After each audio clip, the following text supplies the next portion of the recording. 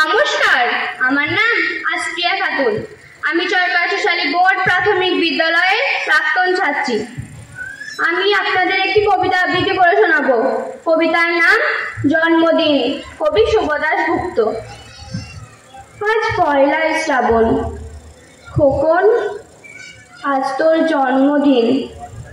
তুই যখন জন্মেছিলিস আমরা তখন যাদবপুরে নতুন গড়ে ওঠা কলোনির টালির ঘরে।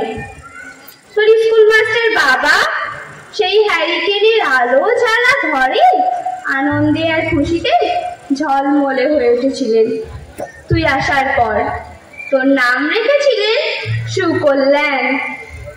মানুষটার মনটা ছিল শিশুর মতন, অভাবে অনদানে বেঁচে থাকার নানা দুর্বিপাকেও ভেঙে পড়েননি কখনো। সকলের ভালো চাইতেন মন থেকে, বলতেন দেখো একদিনেই দেশের মানুষ ঠিক খুঁজে পাবে মুক্তির পথ। শোষণ থেকে মুক্তি, দারিদ্র্য থেকে মুক্তি, অশিক্ষা থেকে মুক্তি। আজ পয়লা শ্রাবণ, খোকন আজ তোর জন্মদিন। ছোটবেলায় তোর মনে আছে আমাদের ভাঙা মেঝেতে বাস্ক থেকে বার করা মেজমাসির হাতের তৈরি আসনটা পেতে দিতাম, সামনে রাখতাম ঠাকুরের আসনের প্রদীপখানা। তুই বসতিস বাবু হয়ে চুপটি করে, আমরা তোকে একে একে ধান দুব্ব মাথায় দিয়ে আশীর্বাদ করতাম।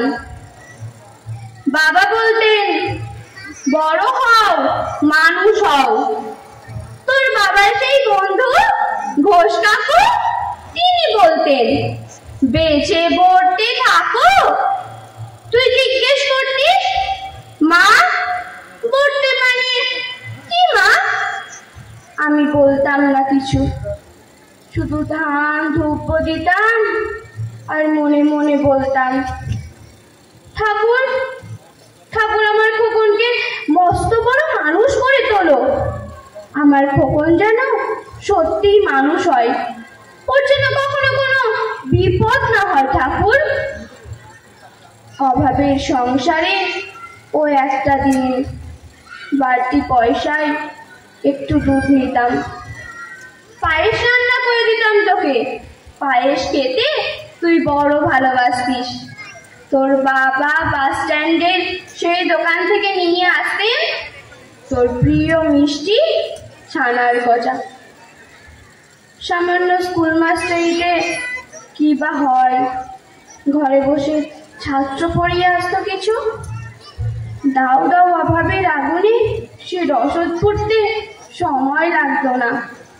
তোর বাবার জামা সেলাই করতাম আর বলতাম সামনের মাসে দুটো জামা বানিয়ে নিও।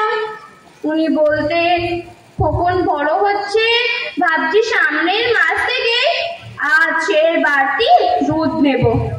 দুধের শক্তি বাড়ে, বুদ্ধি বাড়ে। শক্তি আর বুদ্ধি না হলে তোমার খোকন মস্ত বড় মানুষ হবে কি করে? ভাবছি আর দুটো টিউশনি নেব। ছাত্র পড়িয়ে পড়িয়ে মানুষটা দিনের শেষে একেবারে ক্লান্ত হয়ে যেতেন। রাতের অন্ধকারে তখন উঠোন জুড়ে জোনাকির ব্যস্ততা আর ঘরে তোর পড়া মুখস্থ করার একটানা সুর আমাদের কলোনির ভাঙাচোরা ঘরটাকে একেবারে জীবন্ত করে তুলতো। তখন উনি মাঝে মাঝে বলতেন তোমার শরীরটা দিন দিন বড় ভেঙে পড়ছে, খাওয়া দাওয়া একটু করো। শাড়িটাও তো দেখছি বেশ ছিঁড়েছে, কাল আমি ফেরার পথে একটা শাড়ি নিয়ে আসবো। শাড়ি আনবো। আমি বলতাম সামনে খোকনের উঁচু ক্লাস, কত বইপত্র কিনতে হবে, কত খরচ। উনি দীর্ঘশ্বাস ফেলে চুপ করে যেতেন। জোনাকিরা অদৃশ্য আলোর আলপনা আঁকত উঠোনে আগাছার ঝোপে। আবহ সঙ্গীতের মতো তুই ঘরে বসে পড়া মুখস্থ করতিস, ইতিহাস, ভূগোল, গ্রামার। ঈশ্বর আমাদের নিরাশ করেননি। তুই কত বড়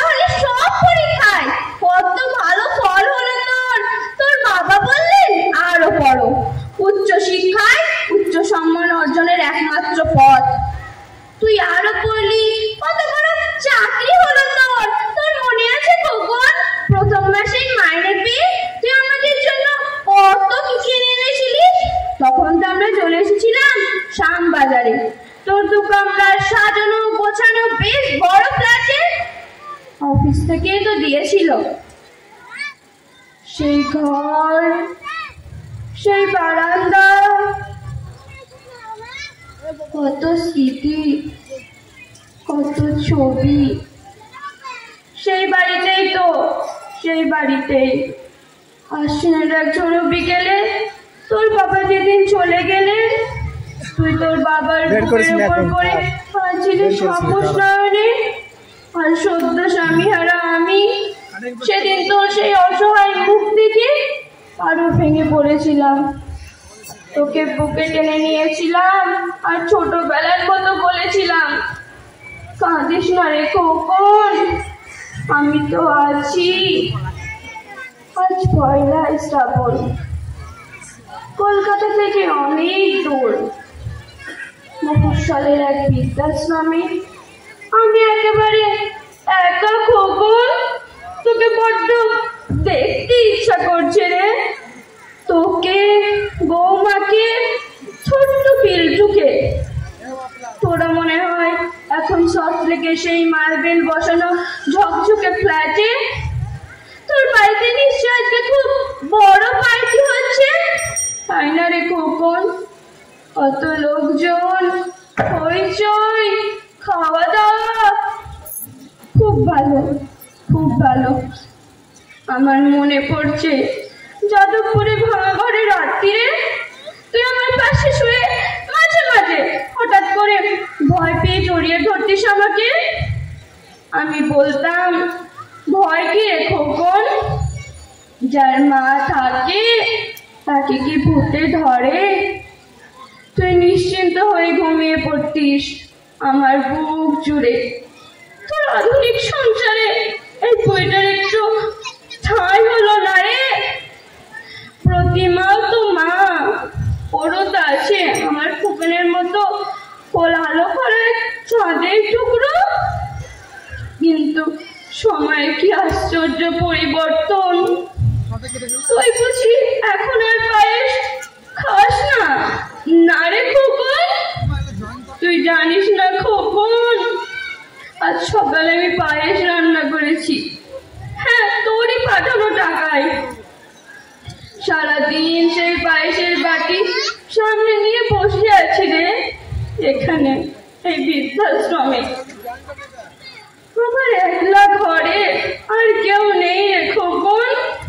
তুই একবার আসবি খোকন, একবার, শুধু একবার।